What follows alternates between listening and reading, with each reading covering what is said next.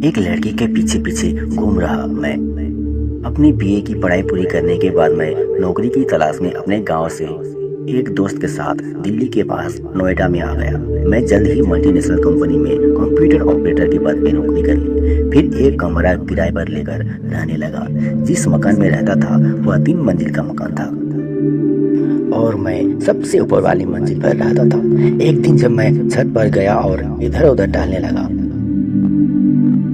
तभी मेरी अचानक नजर बगल वाले छत पर गई तो देखा एक लड़की हमें बड़े प्यार से देख रही है। मैं भी उसे देखने लगा। थोड़ी देर बाद वो मुस्कुराकर चली गई। मुझे ऐसा लगा कि शायद वो मुझे लाइक कर रही है। पता नहीं क्यों उस लड़की को बार बार देखने का मन कर रहा था। फिर मैं हर दिन उसे देखने के लिए मैं अपनी छत पर जाया करता था। वो भी मुझे देखने के लिए आया करती थी। ऐसे ही ये सिलसिला 6 महीने तक चलता रहा। फिर मैं किसी तरह उस लड़की का नाम यमुना था। वो बीएससी कर रही थी और साथ में कंप्यूटर कोर्स कर रही थी। वो शाम को जब अपने कंप्यूटर क्लास से वापस लौटती तो मैं जब भी ड्यूटी से आता उसको एक नज़र देखने के लिए मैं उसका रास्ते में जाकर इंतजार किया करता था। लेकिन कभी उससे बात नहीं होती, न बात करने की हमारी हिम्मत होती। मैं उसको इतना चाहने लगा था।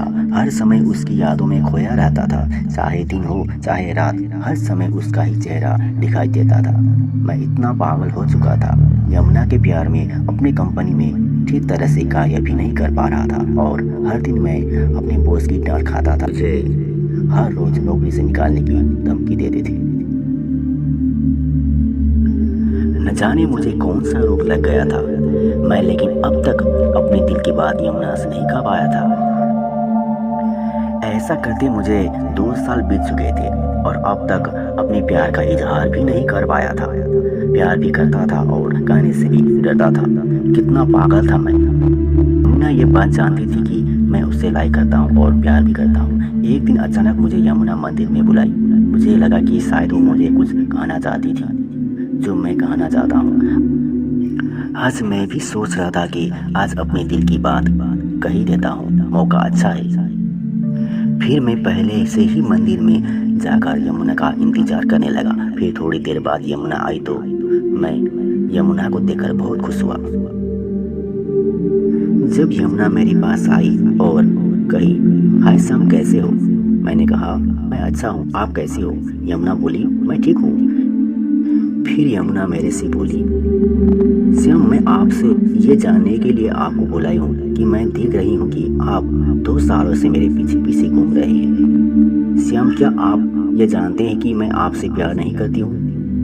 यमुना मेरे से इतना कहते ही मैं बिल्कुल मायूस हो गया और सोच में पड़ गया। थोड़ी देर बाद मैं यमुना से बोला, मैं ये नहीं जानता था कि यमुना जी कि आप मुझसे प्यार नहीं करती है, लेकिन मैं आपसे बहुत प्यार करता था और करता हूँ। I love you. यमुना इतना कहते ही मेरे से कहने लगी, प्यार एक तरफ से नहीं होता श्याम, प्यार दोनों तरफ से होता है। क्यों अपना फ्यूचर मेरे पीछे बर्बाद कर रहे हो? यमुना मैं आपसे प्यार करता हूँ और आप फ्यूचर की बात कर रही हो। मैं तो आपके बिना जी नहीं पा रहा हूँ। हर पल आपकी यादों में खोया रहता हूँ। यमुना बोली, श्याम मैं आपसे प्यार नहीं करती, सिर्फ अपने फ्यूचर से प्यार करती हूँ। आज के बाद मेरे पीछे मत घूमना, नहीं तो श्याम आपके लिए अच्छा नहीं होगा। यमुना क्या मेरा प्यार दिल लगी तक ही रह जाएगा? यमुना बोली, जी हाँ श्याम, वेरी सॉरी, अपना ख्याल रखना। इतना कहकर वो चली गई और मैं करता भी तो क्या करता, दुख के साथ रोता हुआ अपने रूम पर चला आया। अभी तक मेरी जिंदगी में इतना बड़ा दर्द कभी नहीं मिला था। यमुना मुझसे एक पल में ही बेवफा हो गई और मुझसे दूर हो गई।